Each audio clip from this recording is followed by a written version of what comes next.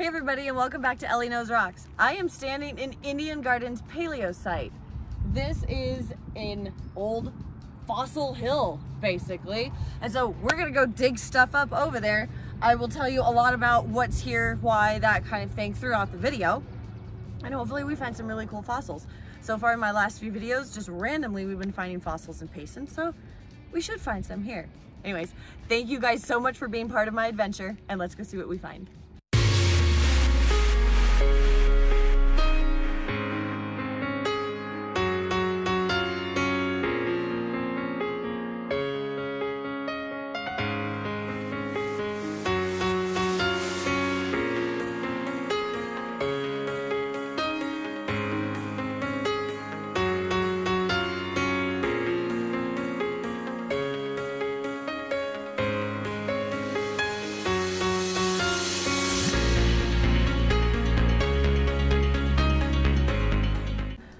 And we're off. And like any good paleontologist slash geologist, which I am, I have my trusty pick and my rock hammer so that I can dig up the dirt and, you know, mess around with it. The area leading into the fossil hill has a lovely little switchback just so that cattle can't get in and out or escape. Now, a little bit of history about the place. This used to be a warm, shallow sea. The mud was so thick in the sea that it was very difficult for the creatures to actually live and crawl around. All of these critters had to develop hard shells or spines in order to easily walk on all of the mud. And as all of those little critters died off, it made the ground even better of an area for its future residents. This allowed things like crinoids and sea lilies to attach to little critters that had died and form a stable base. It also allowed corals to grow over them. And then everything got buried by mud. Here are the species identification. So you can see these are all of the things that I can hope to find here. I mean, that would be cool to find something like that, if you can see it. Those are pretty neat, but I'm gonna try to find one of each. Let's see how it goes. Here's a little imprint of a...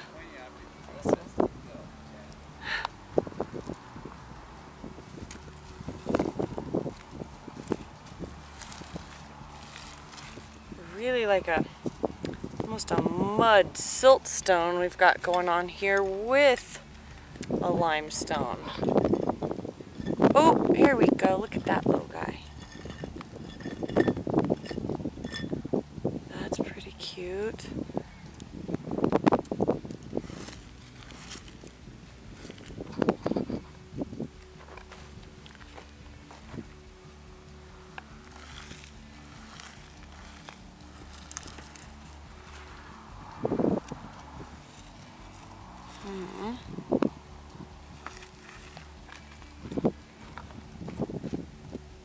Oh, I think, yep, that's another little one. Little weird.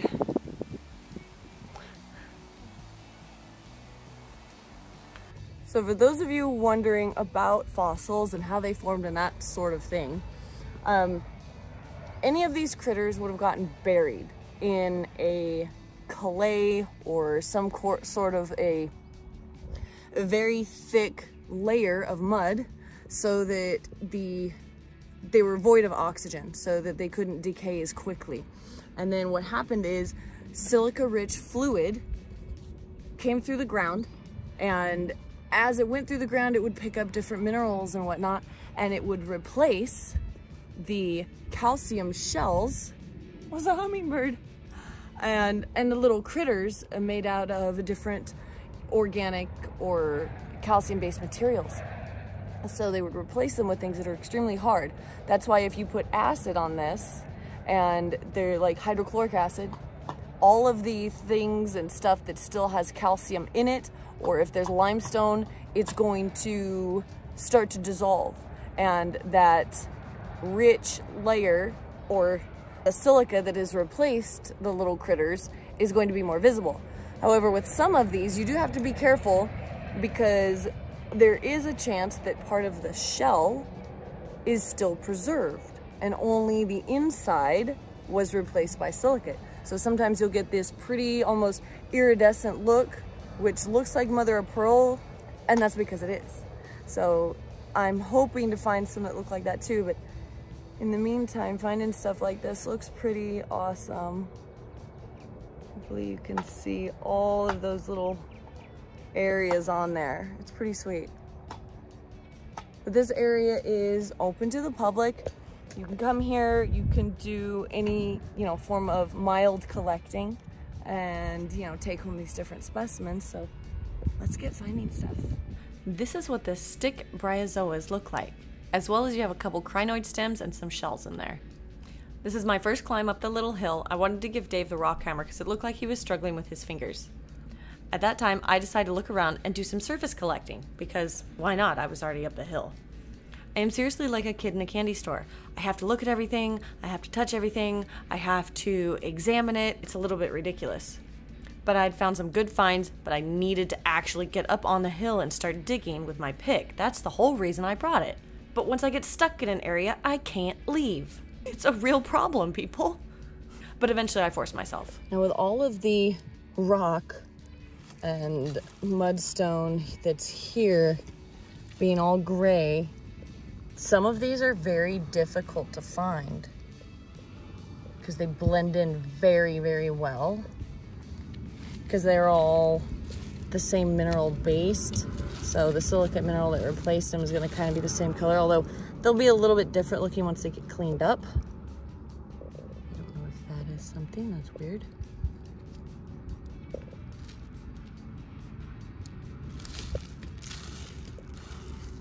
Sometimes they just pop right out of the ground after so much either walking on the area or digging in that big old layer up there. Because that's where they're all coming from, is that layer. Oh, this is cool.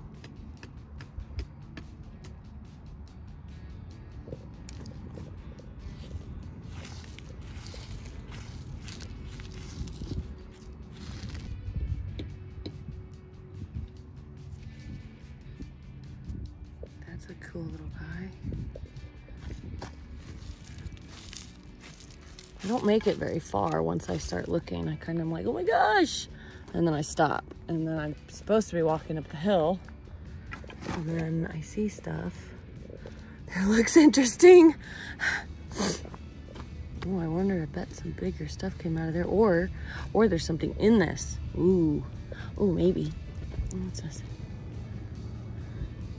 Anything that looks, different. The shape, once you start to see the shape of them, you recognize them more and more. And this isn't the first time I've been to this site. I found this because my boyfriend was, we were driving back to our hotel and I needed to pull over along the road to have a nature hike, and we pulled over right there. And I ran over off to these like little hills and trees and stuff, and I was like, oh wait, this looks cool. And I started finding fossils, and I was in such a hurry to go find a rest area that I didn't even look at the fossils. I didn't see anything for the signs anyways, until I started walking back across the hill going, wait a minute, there's stuff like all over the ground here. And so I waved him over and we started looking, and we spent probably a good 30 minutes just looking for fossils.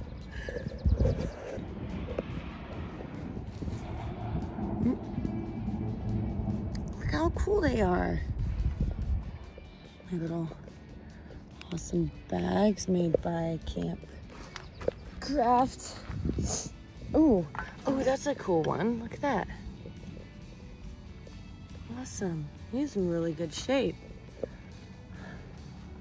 Dave, it might be easier to surface collect.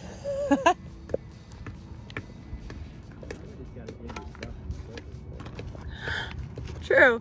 Oh, I have very, very much intend to go up there and like break open some rocks. That's a cute little one. Yeah.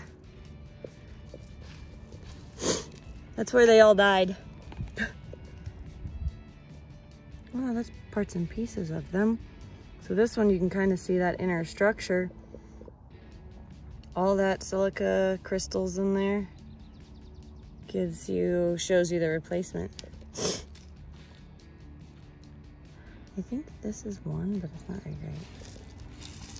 I'm looking for some better ones, man. Some cool ones.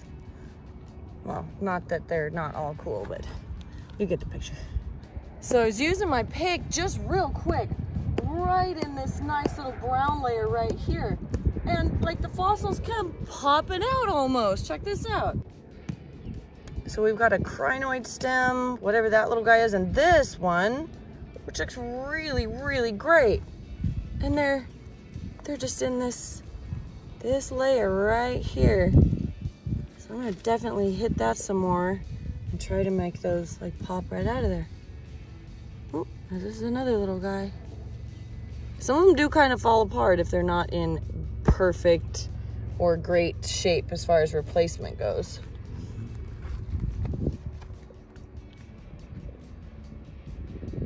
Good one. Wow.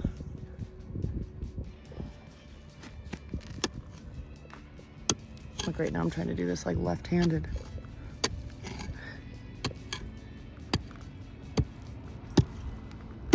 You can see some of them want to like pop out, like there's one right up here by the top. Gentle smacking to, not great. See, some of them do just crumble. But then there's this one, like this guy, a little heart-shaped, nearly perfect. Another crinoid stem. I'd love a longer one of those instead of just keep getting really short pieces, but it's all right. Ooh. And then this guy. Come on out.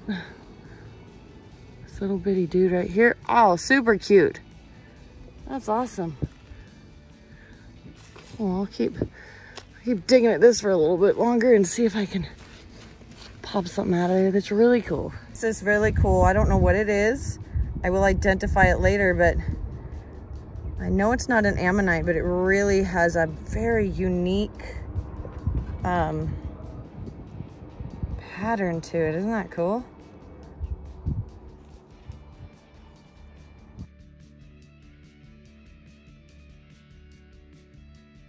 An up-close version of this layer, this clay mudstone layer, and you can see the fossils just kind of, they almost pop right out of it, but you can see the outline of the little shell right here. And let's find another good one. You can see imprints, other little shells, little layers, big imprints in the mud. And then I've been whacking this part, and oh, that would have been a good one if it would have been like really whole. But it's still not a bad specimen. Well, that probably came from me, honestly, breaking it out of the wall. But nevertheless, like you can see like this little guy right here, they just pop right out once you kind of break them free a little bit. It's pretty neat. Pretty cool stuff. I'm finding some really awesome fossilized shells. Oh, that's a weird one. It is definitely a fossil, but I'm not sure which kind it is. Ooh, that one's neat.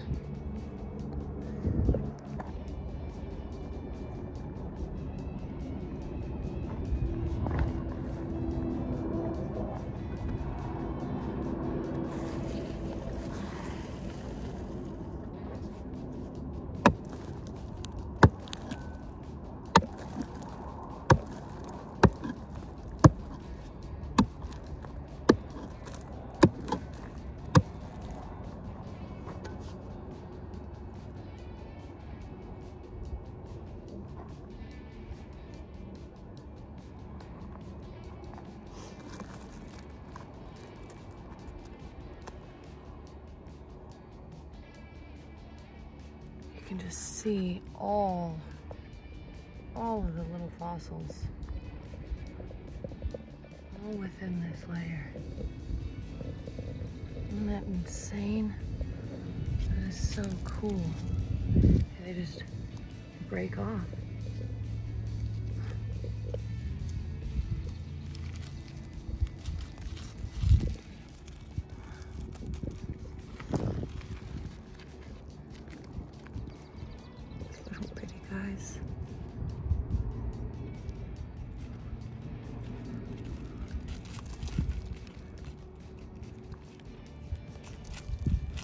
I'm looking for a really great crinoid stem or a horn or root or something from one of them, but might not find it, of course.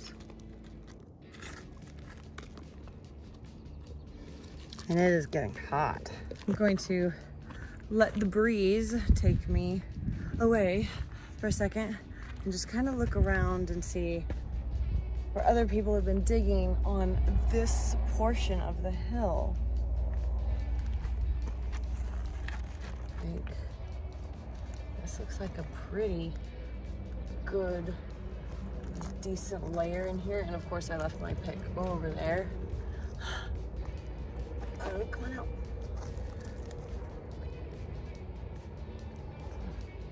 Decent sized shell.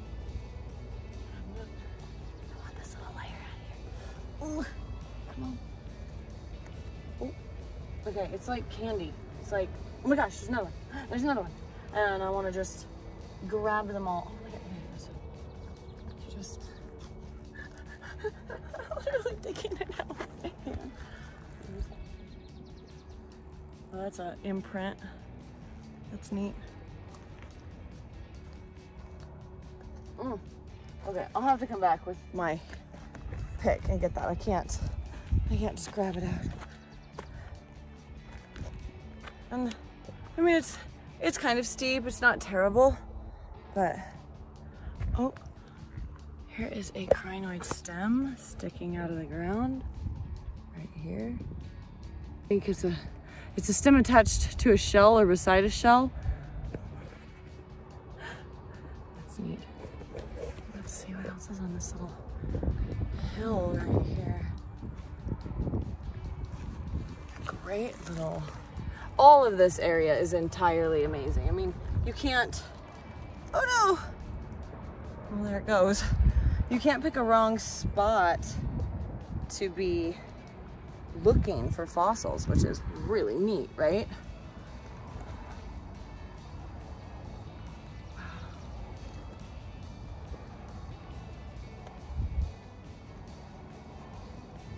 Right, I'm gonna head back over to my other area, grab my pick. Now I have at this area with the pick, although I do try to take it a little bit gentle because I don't want any fossils rolling down the hill just like the ones that you see, so my bad. But I did end up finding some really cool stuff because I was digging the hill apart. I was really amazed at how easy the fossils actually popped out of this mudstone. I do wish I would have taken a little bit better care of the imprints that I had found because all of them got destroyed before I got home.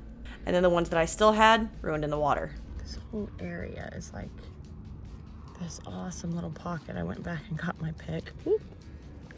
Where'd it go? Where'd it go? And I'm just finding these, they're just popping right out of here. This little area I was going for, whoa, where's my balance? I was going for this piece, hoping it was gonna be one of those big, like amalgamation sheets almost, because it's very, very solidified, but not much luck. But a little stem. Just awesome little guys.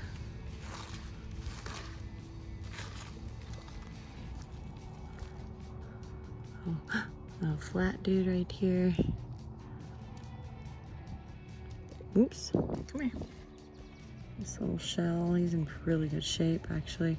Tiny but really good.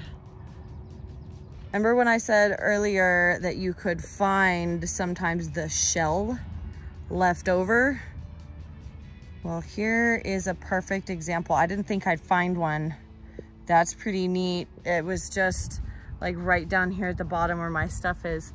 And I've been digging all up there, but I was walking down here, kind of collecting my stuff to leave, and ta-da! So I'm glad I got to see one of these so I could show you guys. These are all of the fossils that I collected. And I'm rinsing them off to get a much better look at them.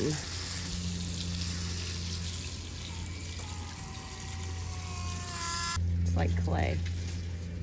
It's kind of what they're in, like a shaly layer. And I have the best toes ever. Good gosh.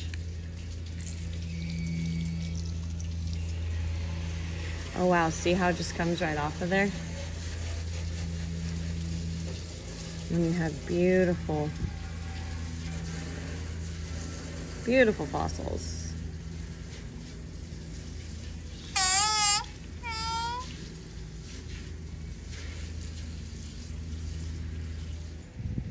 I'm putting all of the fossils in a bowl to soak for probably 10 minutes or so, and to get off all of the mud and dirt, and then hopefully I can really clean them up, because there are some really nice ones. They're just real covered with clay.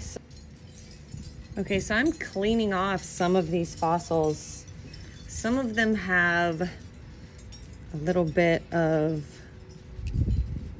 just harder clay to get off of them. So I'm just gently scraping them to get it off of there. I'm not touching the actual shell, I'm just scraping the surface of the clay.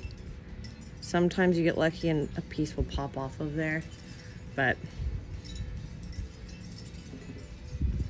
I'm just trying to be really gentle and clean them up really well, because this one you can see how many rings it has from its growth. And I want to preserve those as best I can. Oh, they're so, so cool. These are some of the best fossils, or fossilized shells, I would say, that I have ever found. They're so intact. Oh, they're really neat. And I'll just keep going with these guys. This one's pretty cool. I already broke off a part of it right here. That was a bummer. But it's got all this soft clay right in there that I'm trying to remove.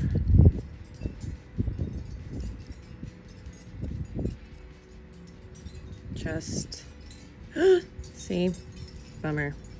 So that sucks. It breaks.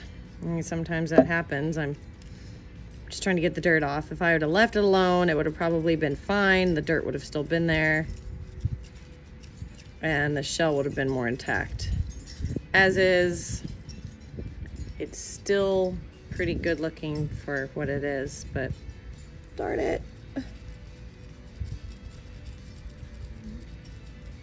Regardless though, these are still some of the best ones that I've found. These are all of the cleaned up fossils. Some of them, like this guy, need a little bit more help, but that's, you know, neither here nor there right now. I've kind of separated them into different piles. You have your crinoid stems. I don't know the names of all of these, but I'm going to match them with the particular shells on the board. I only found one of this guy. These guys are pretty cool. This is the one that had the shell that was left in it, so you can still see that mother of pearl look in the shell. And then this is kind of awesome. It's a shell that is stuck to a crinoid stem. So I don't know if that happened during fossilization or if that happened post-fossilization, or excuse me. And then this guy's pretty cool. As I was cleaning it off, it's one of these, and it got encrusted by a coral. That is pretty amazing. I've never seen that. But also, I'm not a paleontologist, but I love fossils and I love the geology that surrounds them. These guys are just almost concretions of fossilized rock and fossils around them. And then you have this. I think it has a lot of crinoid stems in it, a lot of shell imprints. Awesome little guys, so that's pretty fascinating. I had to bring that home. But these are the finds all cleaned up.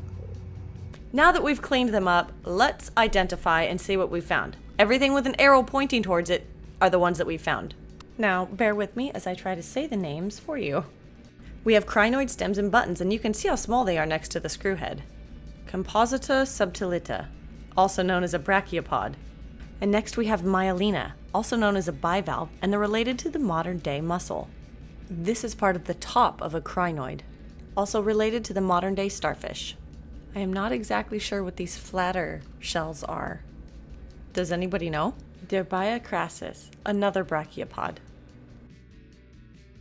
Our beautiful piece of the inner shell with a mother-of-pearl stele left on it. Anthocrospeifer, another brachiopod. And if I'm saying any of these names wrong, I do apologize. They are very difficult. And this was a shell attached to a crinoid stem.